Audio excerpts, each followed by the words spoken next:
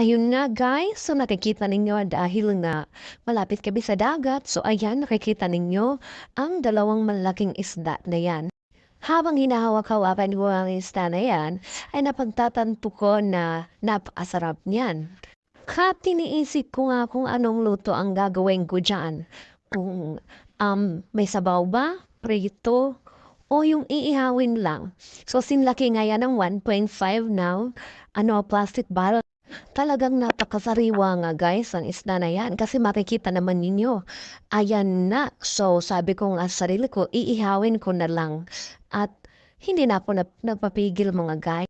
Linantakan ko na nga o kinain ko na nga ang isa sa mga isda na yon kasi nga hindi na ako magpapapigil dyan, hindi ako magpapaawat sa gutom. Habang kumakain nga ako, ay na-realize ko, napakasarap nito sanang i-partner sa hard o sa beer. Pero sa halip nga naunahin ko ang paglap-lap, ay dapat hunahin ko muna na magkaroon ng naman ang mga tiyan natin. Shout out nga pala sa mga mangingisda na nagbigay sa amin nito. Very napakalaking blessing na nito para sa amin. Dahil nga nandito kami malapit sa dagat, mga guys, ay hinihingi lang namin yan. Hindi namin yan binibili. Kaya nga napakasaya ko na sa ganitong pamamaraan ay nakakaroon ng pagtutulungan dito sa aming community.